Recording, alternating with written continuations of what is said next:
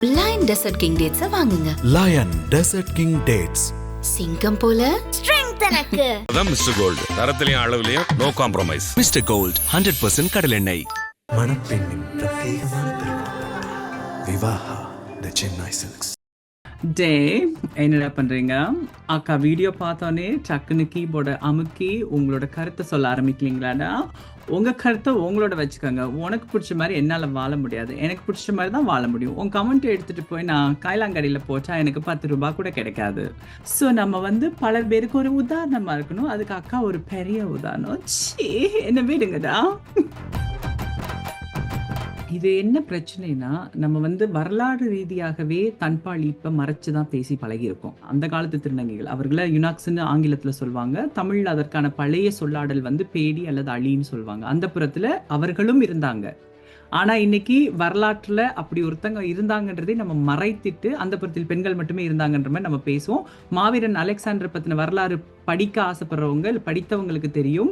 அவர் ஒரு யுனாக் மீது காதல் வசப்பட்டு போருக்கே போகாமல் காதல் இருந்தாருன்னு. மகன் தாயை அறுத்து கொண்டது, கள்ள தூக்கி போட்டு கொண்டதெல்லாம் குழந்தைகளை பாதிக்காது.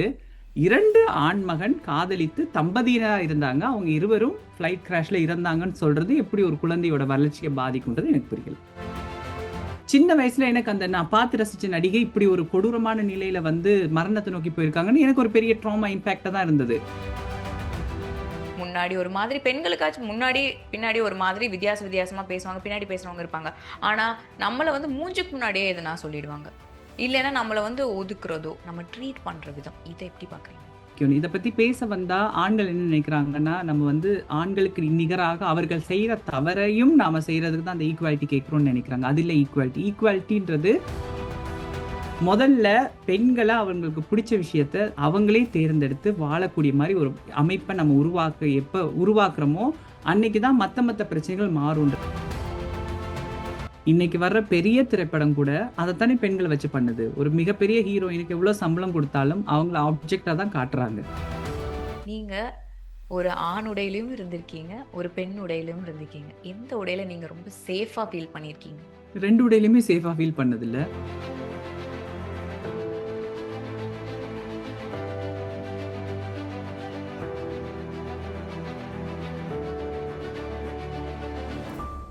ஐபிசி மங்கை நேர்களுக்கு வணக்கம். இன்னைக்கு நம்ம கூட I have a very special person with you, sorry with me.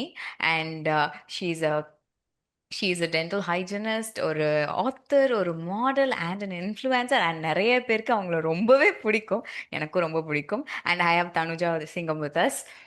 வணக்கம் மேம். வணக்கம், எப்படி இருக்கீங்க? நல்லா இருக்கேன், நீங்க எப்படி இருக்கீங்க? ரொம்ப நலமா இருக்கிறேன். எஸ், எனக்கு உங்களை சந்திச்சதுல ரொம்ப சந்தோஷம். அண்ட் சின்ன வருத்தம் உங்களை நேர்ல சந்திக்க முடியலங்கிற ஒரே விஷயம் தான். நான் இன்னொரு 3 மாசத்துல வந்துருவேன் தமிழ்நாட்டுக்கு. அப்ப நம்ம நேர்ல சந்திச்சு இதே செஷனை கண்டிப்பா திருப்பி தொடரும். கண்டிப்பா நம்ம நேர்ல சந்திக்கிறோம். அப்புறம் நீங்க பார்க்க ரொம்ப அழகா இருக்கீங்க. And literally so good. நன்றி. So sweet. நன்றி. நீங்களும் ரொம்ப அழகா இருக்கீங்க. Yes, thank you so much. And நிறைய பேருக்கு தனுஜா சிங்கம் அப்படின்னா உங்களை பற்றி நிறைய விஷயங்கள் தெரியும். உங்கள் வாழ்க்கையை பற்றி, உங்களோட ஒரிஜின் முதற்கொண்டு நிறைய விஷயங்கள் தெரியும். ஆனாலுமே இந்த சொசைட்டின்னு வர்றப்போ ma'am, where you have to give and reply in your style. Let start with that. ஏன்னா நம்ம ஒரு விஷயம் பண்ணுறோம், அதில் நெகட்டிவ் கமெண்ட்ஸ்னு ஒரு விஷயம் வரும். எப்போவுமே அது ஃபில் ஆகாம நமக்கு இருக்கவே இருக்காது. எப்போ பார்த்தாலும் ஏதோ ஒரு நெகட்டிவ் கமெண்ட் இருக்கும்ல. அந்த மாதிரி ஆட்களுக்கு உங்க ஸ்டைல் தான் பயங்கர ஃபேமஸ். அண்ட் யூசுவலா நானும் அதை சம்டைம்ஸ் கேரி பண்ணுவேன். ஸோ அந்த ஸ்டைல்ல நீங்க ஒரு ரிப்ளை கொடுக்கணும் நெகட்டிவ் கமெண்ட் பண்றவங்களுக்குனா என்ன ரிப்ளைவா இருக்கும்? ஓகே. டே என்னடா பண்றீங்க? அக்கா வீடியோ பார்த்தோன்னே டக்குன்னு கீபோர்டை அமுக்கி உங்களோட கருத்தை சொல்ல ஆரம்பிக்கலீங்களாடா? உங்க கருத்தை உங்களோட வச்சுக்கோங்க. உனக்கு பிடிச்ச மாதிரி என்னால் வாழ முடியாது, எனக்கு பிடிச்ச மாதிரி தான் வாழ முடியும். உன் கமெண்ட்டை எடுத்துட்டு போய் நான் கைலாங்கடியில் போச்சா எனக்கு 10 ரூபா கூட கிடைக்காது. அந்த கருத்தை நான் யூஸ் பண்ணி என் வாழ்க்கையை என்னால் வாழ முடியாது. அக்கா மாதிரி சிறப்பாக வாழணும்னா எவனோட கருத்தையும் உங்கள் மண்டையில் ஏற்றிக்காம உங்களுக்கு பிடிச்ச விஷயத்த பண்ணுங்க. கருத்து போட்டோம்னா நாளைக்கு உங்களை மாதிரி வாழ ஆசைப்படுவான். ஸோ நம்ம பல பேருக்கு ஒரு உதாரணமாக இருக்கணும். அதுக்கு அக்கா ஒரு பெரிய உதாரணம். என்ன விடுங்கடா. I find it like good one. And thank you. Where நம்ம எவ்வளோ விஷயங்கள் நம்ம பேசினாலும் சரி, நம்ம வந்து ரொம்ப வந்து நான் ரொம்ப ஓப்பன் மைண்டட். நம்ம எல்லாத்தையும் அக்செப்ட் பண்ணிக்கிறோம். இப்போ ஒருத்தங்க இந்த எல்ஜிபிடி கம்யூனிட்டி, குயர் கம்யூனிட்டி இவங்கலாம் இருக்காங்க அப்படின்னு நம்ம அவங்கள அக்செப்ட் பண்ணிக்கிறோம். அப்படிங்கிற ஒரு பக்கமும் இருக்காங்க. ஆனா அதே அவங்கள போய் நம்ம கொஸ்டின் பண்ணோம்னு வச்சுக்கோங்களேன். இப்ப நீங்க வந்துட்டு ஒரு நீ காதல் பண்றியாப்பா கேட்டா அதெல்லாம் பிரச்சனை கிடையாது. ஆனா நீ ஒரு பையன விரும்புறியாப்பான்னு ஒரு பையன்கிட்ட போய் கேட்டா அவங்க ஆஃபெண்ட் ஆவாங்க. எவ்வளோதான் ப்ராட் மைண்டடா பேசினாலும், எத்தன விஷயங்கள் நாங்க அக்செப்ட் பண்ணிக்கிறோம். இவங்க எல்லாருமே நாங்க வந்து இந்த கம்யூனிட்டில நாங்க வெல்கம் பண்றோம் அப்படிங்கிற ஒரு விஷயம் சொன்னா, நம்ம அவங்கள சொல்றப்போ தான் அவங்களுக்கு அந்த கோவம்ங்கிற ஒரு விஷயமே வருது. அண்ட் மோர் ஓவர் இப்போ ஒரு ஒரு ரீசென்ட்டா உங்களுக்கே தெரியும். ஒரு ஏர் கிரா அ பிளேன் கிராஷ் ஆ, இருந்துச்சு. அந்த கிராஷ்ல வந்துட்டு 2 அம் அ ஹோமோசெக்சுவல்ஸ் பண்பாளி. லைக் ம். பாலினவங்க. அவங்க வந்துட்டு தே வர் போர்ட்ரேட் ஆஸ் அ ஃபிரெண்ட்ஸ் யா. மாதிரி. யாஹ்! வேர் அவங்கள பத்தி நம்ம மீடியாவே வந்துட்டு ஏதோ ஒரு இடத்துல வந்து சங்குச்சப்பட்டு சொல்ற மாதிரி இருக்கு. Which is normal. நெறைய இடங்கள்ல நார்மலைஸ் ஆகுற விஷயம் கூட இன்னுமே நம்ம வந்துட்டு ரொம்ப சங்கட்டப்பட்டோ, சங்குஜப்பட்டோ, அத மறைச்சு, பூசி முழுகி இந்த மாதிரியான விஷயங்கள் இருக்குல்ல. அவங்களுக்கு உங்க ரிப்ளை என்னவா இருக்கும்? இது என்ன பிரச்சனைன்னா, நம்ம வந்து வரலாறு ரீதியாகவே தன்பால் ஈர்ப்ப மறைச்சு தான் பேசி பழகியிருக்கோம். ஸோ நிறைய விஷயத்த நம்ம வந்து சொல்றதும் இல்ல. அது சார்ந்து வரலாறு இருந்தாலுமே, அத மட்டும் எடுத்துட்டு அந்த நபர வந்து குளோரிஃபை பண்ணுவோம். அந்த நபரோட செக்சுவல் ஓரியன்டேஷன சொல்ல மாட்டோம். அது மாவீரன் அலெக்சாண்டர்ல இருந்தே அப்படித்தான். அவர் வந்து படையெடுத்து வரும்போது ஈரானியன் யுனக் மீது வந்து காதல் வசப்பட்டாரு. அந்தப்புறத்துல பெண்கள் இருக்கும்போது அங்க யுனாக்ஸும் இருந்தாங்க. அவர்கள் வந்து திருநங்கைகள் தான். அந்த காலத்து திருநங்கைகள். அவர்கள யுனாக்ஸ்ன்னு ஆங்கிலத்துல சொல்வாங்க. தமிழ்ல அதற்கான பழைய சொல்லாடல் வந்து பேடி அல்லது அலின்னு சொல்வாங்க. அந்தப்புறத்துல அவர்களும் இருந்தாங்க. ஆனா இன்னைக்கு வரலாற்றுல அப்படி ஒருத்தங்க இருந்தாங்கன்றதை நம்ம மறைத்துட்டு, அந்தப்புறத்தில் பெண்கள் மட்டுமே இருந்தாங்கன்ற மாரி நம்ம பேசுவோம். மாவீரன் அலெக்சாண்டர் பத்தின வரலாறு படிக்க ஆசைப்படுறவங்க, இல்ல படித்தவங்களுக்கு தெரியும். அவர் வந்து ஒரு யுனாக் மீது காதல் வசப்பட்டு, போருக்கே போகாம காதல்ல இருந்தாருன்னு. ஆனா இது பல பேருக்கு தெரியாது. அதே போல தான் அன்று தொடங்கினத தான் இன்னைக்கு வரைக்குமே இந்த ஃப்ளைட் கிராஷ்லயும் மறைத்து, அந்த நபர்கள் வந்து நண்பர்கள் மாரி காட்டி, நம்ம வந்து ஒரு வித்தியாசமான சரித்திரத்தையும், வரலாறையும் மக்களுக்கு குடுத்துட்டு இருக்கோம். இதான் பிரச்சனை. ஸோ இது ஏன் பண்றோன்றத பண்றவங்க தான் யோசிக்கணும். இதால என்ன இப்ப ஒரு ஒரு கருத்து என்ன சொன்னாங்கன்னா, சிறுவர்களை இது கெடுத்துரும். இந்த மாதிரி ஒரு உறவுல இருந்தாங்கன்னு சொன்னா, இளம் தலைமுறையினருக்கு பிரச்சனைன்றாங்க. நான் சின்ன வயசுல நானும் தான் பார்த்தேன். நியூஸ் பார்க்கும்போது பாலியல் வன்முறை செய்யப்பட்டால் ஒரு பெண்ணுன்றது வரும். அது எத்தன பேரால பண்ணப்பட்டாலும் நான் ஒரு 5, 6 வயசு இருக்கும்போதே ஒரு பிரபல நடிகை பஞ்சாங்கம் பார்க்காதே மாமான்னு விஜயகாந்த் அவர்களோட பாடல் நடிச்சிருப்பாங்க. அந்த நடிகையோட பேர் எனக்கு தெரியல. சின்ன வயசுல எனக்கு அந்த நான் பார்த்து ரசிச்ச நடிகை இப்படி ஒரு கொடூரமான நிலையில வந்து மரணத்தை நோக்கி போயிருக்காங்கன்னு எனக்கு ஒரு பெரிய ட்ராமா இம்பாக்ட்டா தான் இருந்தது. ஆனா இன்னைக்கு நம்ம செய்தியாளர்கள் திருந்திட்டாங்களான்னு கேட்டா இல்ல. இன்னைக்கும் இத்தனை பேரால, அத்தனை பேராலன்றது சிறு குழந்தை கேட்கலாம். அது அந்த குழந்தையோட வளர்ச்சியை பாதிக்காது. நடிகை சில்க் ஸ்மிதா எனக்கு ரொம்ப பிடிக்கும். ஆனா சிறு வயதுல சில்க் ஸ்மிதா இப்படி இறந்தாங்கன்னு 95 நினைக்கிறேன். அந்த நியூஸ் வரும்போது எனக்கு அது ட்ராமா தான். ஐயோ! எனக்கு பிடிச்ச நடிகை இப்படி ஒரு நிலையில இறந்துட்டாங்களான்னு. அப்ப இன்னைக்கு வரைக்கும் அதெல்லாம் நீங்க வந்து சிறு குழந்தைகள பத்தி கவலைப்படாம இந்த செய்தியெல்லாம் குடுப்பீங்க. மகன் தாயை அறுத்து கொன்னது, கல்ல தூக்கி போட்டு கொன்னதெல்லாம் குழந்தைகள பாதிக்காது. 2 ஆண் மகன் காதலித்து தம்பதியரா இருந்தாங்க. அவங்க இருவரும் ஃப்ளைட் கிராஷ்ல இறந்தாங்கன்னு சொல்றது எப்படி ஒரு குழந்தையோட வளர்ச்சிய பாதிக்கும்ன்றது எனக்கு புரியல.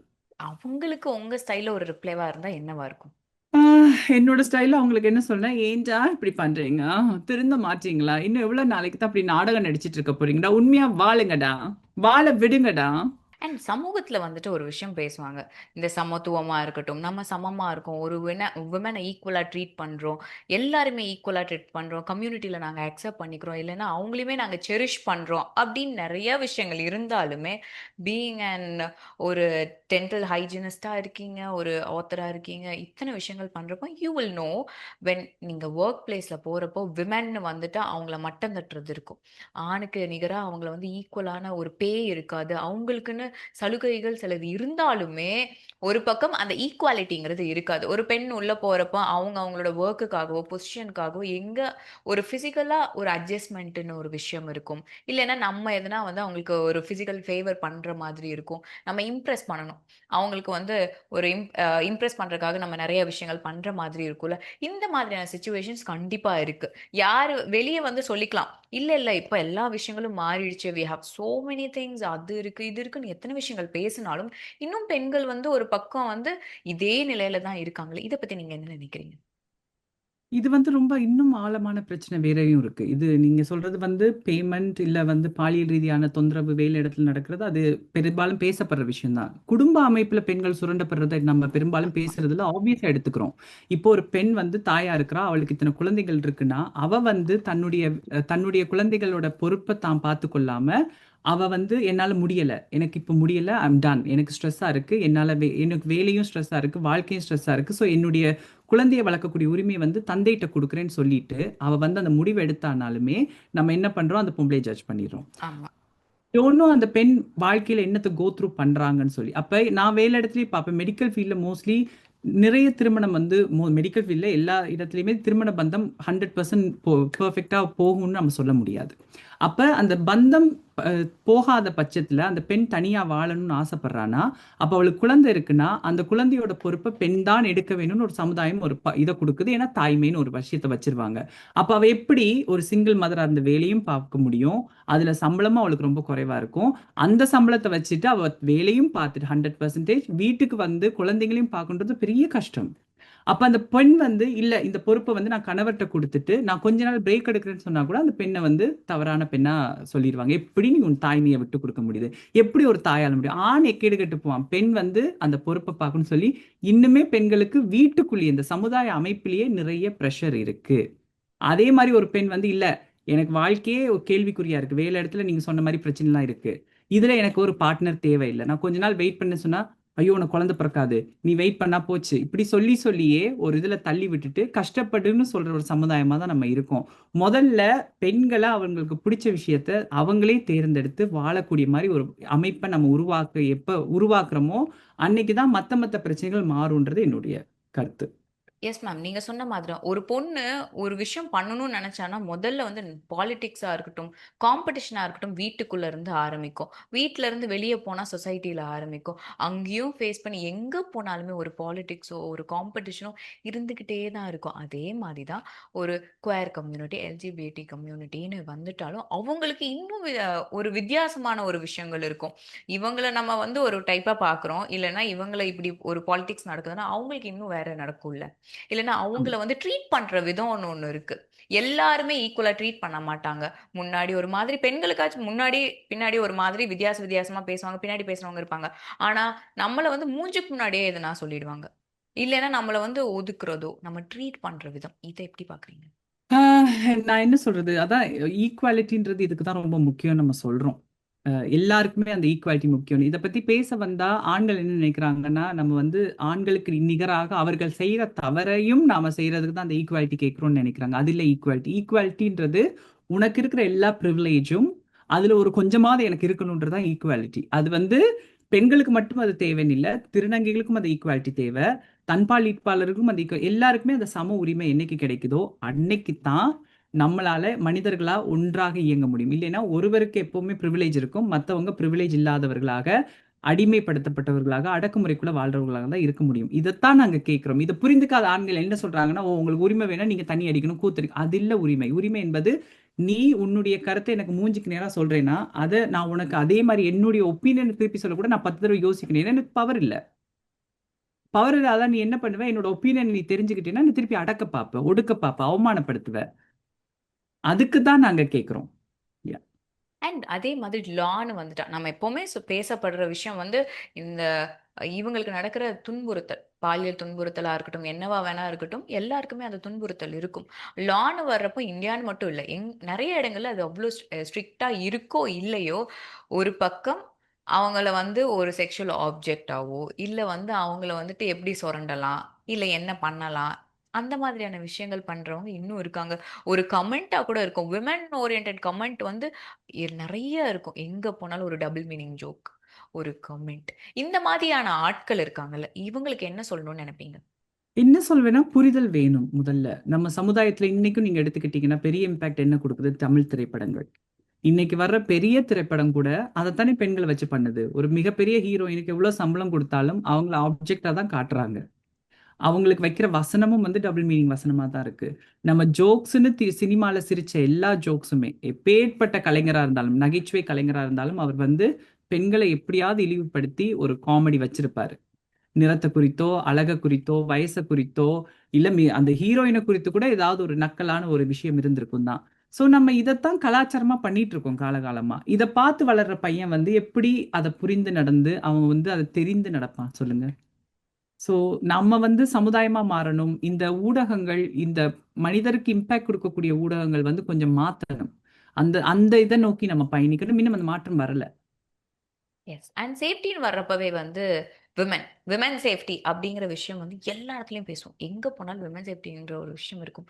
நீங்க ஒரு ஆண் உடையிலயும் இருந்திருக்கீங்க, ஒரு பெண் உடையிலயும் இருந்திருக்கீங்க. எந்த உடையில நீங்க ரொம்ப சேஃபா ஃபீல் பண்ணியிருக்கீங்க? 2 உடையிலுமே சேஃபா ஃபீல் பண்ணதில்ல. ஏன்னா, நெறைய பேர் புரிஞ்சுக்காத ஒரு விஷயம் வந்து, திருநங்கைகள் வந்து மாறாம இருந்தாலுமே, எங்களுக்குள்ள அந்த பெண் தன்மை இருந்ததால, இதுக்கு தான் நாங்க இந்த செக்சுவாலிட்டிய பத்தின அவேர்னஸ் ரொம்ப முக்கியோன்னு நாங்க சொல்றோம். இந்த LGBTQIA+ பத்தி புரிஞ்சுக்கணும்னா, பைசெக்சுவல்னு ஒரு கேரக்டர் இருக்காங்க. பாலியல் ஈர்ப்பு கொண்டவர். அவர்களுக்கு ஆண்கள் மீதும் ஈர்ப்பு வரும், பெண்கள் மீதும் ஈர்ப்பு வரும். அப்ப எங்கள மாரி பெண் தன்மையா இருக்கிற குழந்தைகள் மீது ஈர்ப்பு கொண்ட பைசெக்சுவல் ஆண்களால நாங்க பாதிக்கப்பட்டிருக்கோம். வீடுகள்லயும் சரி, பள்ளிக்கூட அமைப்புகள்லயும் நிறைய குழந்தைகள் பாதிக்கப்பட்டிருக்கோம். எங்கள பத்தி அந்த காலத்துல யாரும் பேசாததால, அந்த பாதிப்ப நாங்க வெளியிலயும் சொல்லாமல், அது மறைக்கப்பட்டது. அதனால தான் புத்தகமே எழுதினேன். என்னுடைய பாதிப்புகள் எல்லாம் சொல்லணுன்றதுக்காக. அப்ப 2 உடையிலயுமே பாதுகாப்பு இல்ல. உங்களுக்கு பெண் தன்மை இருந்தா, உங்களுக்கு பவர் இல்லைன்னா, நீங்க வந்து ஒரு பவர்ஃபுல் ஃபேமிலி பேக்ரவுண்ட்ல இருந்து வரையிலன்னா, உங்களுக்கு பாதுகாப்பு இல்ல. நீங்க பப்ளிக் டிரான்ஸ்போர்ட்ல டிராவல் பண்ண போறீங்கன்னா, எந்த உடையில இருந்தாலுமே உங்களுக்கு பாதுகாப்பு கிடையாது.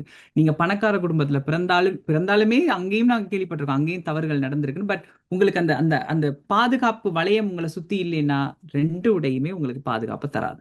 இந்த விஷயம் வர்றப்போ, இந்த பாதுகாப்பு அப்படிங்கிற ஒரு விஷயம் வரும். பெண்களை குறித்து நிறைய பேசுவோம். ஆண்களுக்கு நடக்கிற விஷயம் வந்து ரொம்ப கம்மி. அத வந்து அட்ரஸ் பண்றதுக்கு இல்லையா? இல்ல வந்து அந்த விஷயங்கள் வந்து மீடியா போர்ட்ரே பண்ண மாட்டேங்குதா? அப்படிங்கிற ஒரு விஷயம் இருக்குல்ல. நீங்க இருக்கிறப்போ, நீங்க இத குறித்து என்ன சொல்வீங்க? நாங்க பெண்கள் மீது வச்சிருக்க மரியாதை குறைவு தானே. அதானே பிரச்சனை. நான் அதைத்தான் சொல்றேன். நம்ம சமுதாயத்துல பெண்களுக்கு நம்ம குறைவா தான் மரியாதையை கொடுத்து வச்சிருக்கோம். அப்ப அந்த பார்வையோட ஒரு ஆண் ஒரு பெண்ணை அணுகும் பொழுது, கண்டிப்பா அவனுக்கு வந்து அவள் ஒரு இண்டிவிஜுவல். அவளுடைய தனிப்பட்ட பிரைவசிக்குள்ள நான் போகக்கூடாது. அவளை ஹர்ட் பண்ணக்கூடாது, ஹியூமிலியேட் பண்ணக்கூடாது. அந்த புரிதல் வந்து இன்னும் வராத ஒரு சமுதாயமா தான் நம்ம இருக்கிறோம். இன்னைக்குமே நம்ம ஏரியால ஒரு பொண்ணு வந்து வெளிப்படையா வாழ்ந்தாலோ, இல்ல அவளுக்கு பிடிச்ச விஷயத்த பண்ண, நான் சொன்ன மாதிரி தான். எனக்கு இன்னைக்கு ஸ்ட்ரெஸ்ஸா இருக்கு. இந்த இந்த 3 மாசம் நான் ஸ்ட்ரெஸ்ல இருக்க போறேன். எனக்கு வேலை ஸ்ட்ரெஸ்ஸா இருக்கு, வாழ்க்கையில ஸ்ட்ரெஸ்ஸா என் குழந்தைய வந்து ஹஸ்பண்ட 3 மாசம் கொடுக்க போய் ஜட்ஜ் பண்ண ஆரம்பிச்சிருவோம். கேள்விப்பட்டியா? அவ குழந்தைய தூக்கி புருஷன்ட்ட குடுத்துட்டு அவ இருக்காளாம். கேட்டா ஸ்ட்ரெஸ்ஸாம். எப்படி அவன் அந்த கடமையை தூக்கி கொடுக்க முடியும்? இன்னும் நம்ம ஜட்ஜ் தான் பண்றோமே தவிர, அடிப்படை புரிதல் கூட இல்லாம தான் நம்ம வாழ்றோம். அப்ப இந்த புரிதல் பெண்களுக்கே இல்ல, சக பெண்களை பத்தி. ஆமா. ஒரு பொண்ணு முடிய வெட்டினானா, முடிய வெட்டிட்டா பத்தியா, கொஞ்ச நாள் நல்ல வேலைக்கு போனா நல்ல சம்பளம் வாங்கினா வேலை முடிய வெட்டா. மேபி அவளுக்கு காலையில எந்திரிச்சு அதை எண்ணெய் வச்சு அதை கழுவி தொடச்சு சுத்தம் பண்ணி போக முடியாது. அவளுக்கு டைம் வேஸ்ட் ஆகுது. அந்த அந்த 10 நிமிஷத்துல மேபி சாப்பாடை பேக் பண்ணி பேக்ல எடுத்துட்டு போக வேண்டியது இருக்கலாம். அப்ப அந்த டிசிஷன் எடுக்கிறனா சக பெண்களை பாத்தியா, நான் சொன்னேன் கொஞ்சம் கையில காசு வந்தோன்னா பழச மறந்து. இதுதான் நம்ம சமுதாயம், அப்படிதான் இருக்கு. புரிஞ்சுக்க யாருமே வந்து பாவம்மா அவ காலையில சாப்பாடை பேக் பண்ணி எடுத்துட்டு அந்த பொண்ணு போய் வர கஷ்டம் தான், இதுல என்ன இருக்கு, முடிதானே, அப்படி யோசிக்கவே மாட்டோம். முதல்ல நம்மளே நம்ம நம்ம இனத்தை ஹியூமிலியேட் பண்ணும்போது ஒரு ஆண் அதை எப்படி புரிஞ்சுக்குவான்? ஆ. சோ இதுதான் நம்ம பிரச்சனை.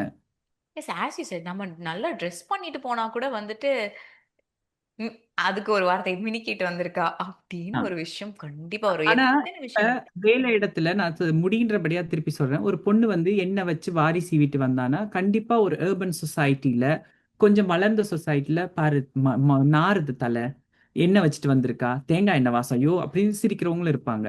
இப்போ ஒரு பொண்ணு மேக்கப் பண்ணாம வந்தானா, பாரு பட்டிக்காடா இருக்கு, பணம் சம்பாதிக்கிறதா நல்லா, இந்த சைடு மக்களும் இருப்பாங்க அவளை ஹியூமிலியேட் பண்றவங்க. அப்ப நம்ம வளரும் பொழுது அது சேர்ந்து வளரணும்ன்ற அந்த எண்ணமே நம்ம மக்களுக்கு இல்ல. அது புரிஞ்சுக்க மாட்டாங்க. ஒரு பொண்ணு அந்த அந்த வளர்ச்சி அவ விரும்பி செய்யறானா, அதுக்கு ஒரு இம்பாக்ட் இருக்கும். இந்த பக்கம் நீங்க ஒரு கலாச்சார இம்பாக்ட் கொடுக்குற மாதிரி அவளுக்கு அந்த பக்கம் அர்பன் இம்பாக்ட் இருக்கும். அதை புரிஞ்சுக்க மாட்டாங்க. அது அதான் வந்து நான் ஒரு சொல்லியிருப்பேன். நான் யூடியூப்ல ஏதோ ஒரு வீடியோ போஸ்ட் பண்ணியிருந்தேன். நான் அது அவசர அவசரமா போஸ்ட் பண்ணிட்டு எங்கேயோ போக வேண்டியது, அந்த ட்ரெஸ்ல போஸ்ட் பண்ணிட்டேன். இந்த கருத்து சொல்ற, இந்த ட்ரெஸ்லயா வந்து சொல்றேன்னு ஒருத்தன் கேட்டா, அப்பதான் சொன்னேன், நான் வாழ்ற நாட்டுல நீ சொல்ற மாதிரி நான் வாழ்ந்தா வெள்ளைக்காரன் என்ன கேட்பா, நீ பட்டிக்காடா வாழ்ந்துட்டு இருக்க, உனக்கு எல்லா சுதந்திரம் கொடுத்து நீ பட்டிக்காடா இருக்க அப்படின்னு கேட்பான்னு ஒரு பதில் கொடுத்திருந்தேன் என் ஸ்டைல்ல. ஸோ அதான் எனக்கு ஞாபகம் வருது. எஸ், ஆமா. ஒரு கருத்து சொல்றதுக்கு உடை தேவையில்லன்னு நெறைய இடங்கள்ல இருக்கு. என்ன இருந்தா என்ன? நான் என்ன சொல்றேங்கிறது தானே முக்கியம். ஏதோ ஒரு ஆ இடங்கள்ல. ஆ எஸ். ம். அண்ட் நம்ம இந்த ஈக்குவாலிட்டி இந்த இந்த விஷயம் பேசுறோம் இல்லைன்னா வந்து புரிதல் இல்லைன்னு பேசுற மாதிரி இப்போ பெண்களோ யாரா இருந்தாலும் இந்த விமன்ஹுட்னு வந்துட்டுனா மதர்ஹுட்டையும் சேர்த்து லிங்க் பண்ணிடுவாங்க. ஒரு பெண் வந்து என்னைக்கு தாய்மை அடையறாளோ அப்பதான் அவ முழுமையா ஒரு பெண் ஆகுறா அப்படிங்கிற ஒரு வார்த்தை வந்துரும். ஒரு பெண் வந்து அவளுக்கு குழந்தை பெத்துக்கணும், பெத்துக்க கூடாது. இது அவ டெசிஷன். அவளோட அது அவளோட மனநிலை சம்மந்தப்பட்டது, அவளோட உடம்பு சம்மந்தப்பட்டது. அதே மாதிரி தான் திருநங்கைகளுக்கும். அவங்களுக்கு உள்ளுக்குள்ள அது ஒரு எமோஷன். அந்த மதர்ஹுட்ங்கிறது எமோஷன். அது எல்லா பெண்களுக்குமே இருக்கும். நான் குழந்தை பெத்துக்கிட்டா தான் எனக்கு அந்த எமோஷன் வருங்கிறது கிடையாது. அதே மாதிரி தான் ஒரு டிரான்ஸ் விமனுக்குமே இருக்கும். அவங்களுக்குமே வந்துட்டு உள்ளுக்குள்ள ஒரு யாரோ ஒருத்தங்க அம்மான்னு கூப்பிட்டுட்டா கூட அவ்ளோ சந்தோஷமா இருக்கும். அவங்களுக்கு அது ஒரு உள்ளுக்குள்ள இருக்கிற ஒரு உணர்வு தானே. இத வந்து ஒரு ஸ்டேட்மெண்ட்டாவே சொல்லிடுவாங்க. இதுதான் இத கம்ப்ளீட் பண்ணும் அப்படிங்கிறது. இத நீங்க எப்படி பார்க்குறீங்க? என்ன பொறுத்தவரைக்கும் அது வந்து அதான் கம்ப்ளீட் பண்ணணும்னு நம்ம சொல்ல முடியாது. நம்ம சமுதாயத்துல வந்து எல்லா பெண்களுமே திருமணம் பண்ணி குழந்தை பெத்தவங்கன்னும் கிடையாது. அது நம்ம நம்ம வே ம ம் குழந்தை இல்லாமல் இருந்த பெண்களையும் குளோரிஃபை பண்ணவங்க, மதிச்ச ஒரு சமுதாயமா தான் நம்ம இருந்தோம். நம்ம அந்த மாதிரி இருக்கல. காலப்போக்குல தான் வந்து நம்ம குழந்தை இருக்கணும், ஃபேமிலி அந்த கான்செப்ட்ட கொண்டு வந்து திருமணம் இருக்கணும், இவங்களுக்கு குழந்தை இருக்கணும், இவங்க அந்த குழந்தைக்காக உழைக்கணும், போராடணும்ன்ற மாரி ஒரு கான்செப்ட் கொண்டுட்டோம். அந்த கான்செப்ட் இருக்கிறதால தான் அத விட்டு வெளியில வர்றவங்கள வந்து உங்களுக்கு கணவர் இருக்காரா? உங்களுக்கு குழந்தை இருக்காங்களான்னு கேட்க ஆரம்பிச்சோம். கேட்க ஆரம்பிச்சு இன்ஃபேக்ட் நம்ம அந்த காலத்துல நெறைய கேள்விப்பட்டிருப்போம். இப்ப கூட அடாப்ஷன் இஸ் அ பெரிய இஷ்யூ. இன்னைக்கு வரைக்கும் அது பேச்சு பொருளாது. ஆனா அந்த காலத்துல நான் சின்ன பிள்ளையா இருக்கும்போது சர்வசாதாரணமா கேள்விப்படுவேன். அவங்களுக்கு குழந்தை இல்ல. இவங்களோட குழந்தை இவங்களுக்கு 5, 6 குழந்தை இருந்துச்சு. அதுல ஒரு குழந்தைய எடுத்து வளர்த்துக்கிட்டாங்க. நம்ம சங்ககால இலக்கியத்திலே என்ன கேட்போம்? இந்த மகாராணி குழந்தை இல்ல. அப்ப கூடையில வச்சு ஒரு குழந்தை வந்துச்சு. அத எடுத்து இவ வளர்த்தா. சோ அடாப்ஷன் இன்னொருத்தவங்களோட குழந்தைய தன் குழந்தையா வளர்க்கறதும், அந்த குழந்தைக்கு தன்னுடைய உடைமைகள குடுத்துட்டு போறதும் சர்வ சாதாரண விஷயமா இருந்த ஒரு கலாச்சாரத்துல இருந்து வர்ற நம்ம, இன்னைக்கு வரைக்குமே உங்களுக்கு சொந்த குழந்தை இருக்கா? ஏன் நீங்க ஐவிஎஃப் செஞ்சு பார்க்கக்கூடாது? ஏன் நீங்க உங்களுடைய வாரிசு இந்த மாரி ஒரு இத நோக்கி போனது நம்மளுடைய தவறான பரிணாம வளர்ச்சி தான். சோ இதுதான் என்னுடைய கருத்தா இருக்கு. என்ன பொறுத்தவரைக்கும் இதுதான் ஃபுல்ஃபில் பண்ணணும்னு இல்ல. ஒரு ஃபேமிலி அமைப்பு தான் ஃபுல்ஃபில் பண்ண இது இது இல்ல. எக்ஸாம்பிளுக்கு எங்க எங்க இனம் வந்து மிகப்பெரிய எக்ஸாம்பிள். இன்னைக்கு என் வீட்ல கூட ஒரு தமிழ்நாட்டுல இருந்து ஒரு ஊர சேர்ந்த ஒரு தம்பி, ஒரு தன்பாலிப்பாளர் தம்பி, கே தம்பி வந்திருக்காரு. அவர் என்னோட தம்பி. எங்களுக்கு ரத்த சொந்தம் இல்ல. ஜாதி ரீதியா நாங்க சொந்தம் இல்ல. எந்த விதத்திலும் எங்களுக்கு எந்த கனெக்ஷனும் இல்ல. நாடு ரீதியாவும் நான் ஈழத்தை சேர்ந்தவன். அவன் வந்து தமிழ்நாட்டை சேர்ந்த பையன். ஆனா என் தம்பி வந்தா என்கிட்ட வருவான், என் கூட இருப்பான், சாப்பிடுவான், நான் பாத்துக்குவேன், அக்கா அக்கான்னு உயிரா இருப்பான். என் இன்னொரு பொண்ணும் அதே மாதிரி தான். வேற எங்கேயோ இருந்து பிறந்து எங்கேயோ இருந்து வந்து என் கூட இப்ப வாழ்ந்துகிட்டு இருக்கா. சோ இதுதான் நாம சூஸ் அண்ட் ஃபேமிலின்னு ஒண்ணு இருக்கு. நம்ம கூடயே வரணும்னு இல்ல. நம்ம ரத்த சொந்தமா நம்ம சூஸ் பண்ண ஃபேமிலியும் ரத்த சொந்தத்தை விட கடைசி வரைக்கும் வரும்ன்ற கான்செப்டை மக்கள் மனதுல பதிஞ்சு கொள்ளுங்க. அதன் மூலியமாவும் தாய்மையை அடையலாம். உங்க கையில தாண்டா இருக்கு. என்னால வாழை இலையில சாப்பாடு வச்சு ஊறுகாய் வச்சு கறியை தான் வைக்க முடியும். நீ ஊறுகாய் மட்டும் தொட்டு நக்கிட்டு உப்பு கேக்குதுன்னு சொன்னேன்னா அதுக்காக நான் நாக்கு வந்து தண்ணி ஊத்தி கழுவ முடியாதுடா. ச்சீ என்ன விடுங்கடா. அது பர்சனலா ஒருத்தங்க இருக்காங்க. ஒரு ஒரு காதல் பந்தம் இருக்குது. அவ்வளவுதான். நான் என்ன வெட்கப்பட வைக்கிறீங்க? அக்கா வைக்கப்படுறாங்க. அக்காவே வைக்கப்பட வச்சிட்டேனா அந்த மாதிரி இருக்கு. சோ அண்ட் உங்களுக்கும் வந்து சீக்கிரமா நாங்க வந்து அது பார்க்க ஆசைப்படுறோம். ஏன்னா நீங்க நிறைய பிரைடல் போட்டோ ஷூட்ஸ் வேற பண்ணிருக்கீங்க. எதுவும் பார்க்கணும்னு ஆசைப்படாதீங்க. நல்லபடியா இருக்கு அந்த உறவு. நான் திருநங்கை எல்லாத்துக்கும் அப்பாற்பட்டு இந்த காலகட்டத்துல உழைக்கும் பெண்களுக்கு வாழ்க்கை வந்து ஒரு பெரிய போராட்டம் தான். லயன் டெசர்ட் கிங் டேட்ஸ வாங்குங்க. Lion Desert King Dates. சிங்கம் போல ஸ்ட்ரெங்த் எனக்கு. அதான் மிஸ்டர் கோல்டு. தரத்திலையும் அளவுலயும் நோ காம்ப்ரமைஸ். மிஸ்டர் கோல்ட் 100% கடலெண்ணெய். மணப்பெண்ணின் பிரத்யேகமான திருமணம். Vivaha the Chennai silks.